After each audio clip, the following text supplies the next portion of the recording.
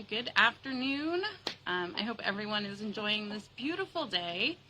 And I just wanted to pop on real quick and talk about a topic that I've seen coming up a lot in groups where folks are starting to homeschool and looking for information. So first of all, there is this video on DNPE's website about how to register to homeschool and what all that means. It's a great orientation video, but they do tell you to not file your notice of intent until 5 days before you are actually starting to homeschool. And I just want to talk about that a little bit because there are a couple of things I think you should know, and I see it causing a lot of panic, and I don't want people to panic over this. So, number one, that is not the law that you have to wait until 5 days before you are ready to actually start homeschooling. What is the law is that your student cannot be enrolled concurrently in your homeschool and a public school. So that's kind of important. I think that's where this 5 days comes from. A lot of people thought that they were going to kind of start homeschooling or think about homeschooling, and they were afraid that maybe they wouldn't get their homeschool open in time to withdraw their kids when they wanted to withdraw their kids, or that it was some long involved process, and it's not at all. So other than the dual enrollment that our high schoolers are eligible for, your child really isn't supposed to be enrolled in both public school and your homeschool at the same time. Of course, there's probably going to be a couple days overlap, that's fine, but for long periods of time, for months, it's not the idea to kind of open your homeschool now, see what happens in the schools in the fall, with the intent that the homeschool is going to be there if I want to withdraw my child in October and November. Okay, so that's kind of not the idea. And I can't speak for why DNPE put that in that video or made it look like it was some sort of legal condition. It is not.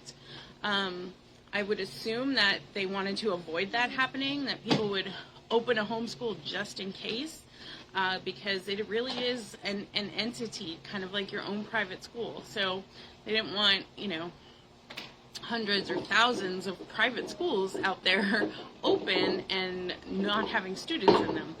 So that's just something to note. So if your student is supposed to be reporting to a public or a private or a charter school next week, and you know that you don't want that to happen, you want to homeschool this year, but you're not going to start curriculum or schoolwork until mid-September, yes, you do file that notice of intent now so that you can withdraw your child who is age 7 or older from their school. That does not mean you have to sit down and start schoolwork 5 days from now, okay? Or 5 days from when you get your acceptance. Also, remember that school is what you deem it to be once you start homeschooling. So we're sitting on the porch hanging out right now. You can probably hear my dog and my kindergartner kind of running around. We're taking our kind of midday break, although it is 2 o'clock, so we're pretty much done. We're going to do some reading and stuff this afternoon, but it is what you want it to be. And you don't have to, by filing to homeschool, you're not asking anybody's permission to teach your own child. You have that right from the time they're born to teach them what you want to teach them. So if you want to start homeschooling your kindergartner who is 5, you don't have to file a notice of intent in order to do that. In fact, you shouldn't. In North Carolina, you should not file until your child is about to turn 7. So if you want to teach your 5-year-old, you don't have to wait for a homeschool or anybody's permission to do that. You go ahead and teach your child the way that you want. You can do as much or as little schoolwork. Learning looks like what you want it to look like in your homeschool.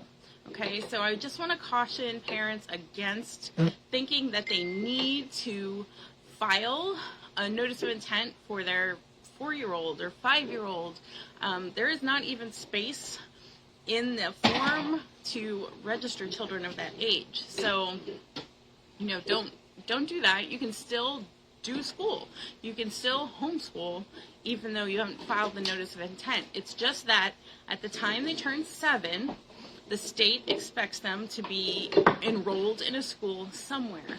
So if that is not a public, charter, private school, then it should be a homeschool, and that is the point. You say, yes, they are accounted for. They're here in my homeschool. Okay, so if you think of it that way, maybe it might take away some of the confusion.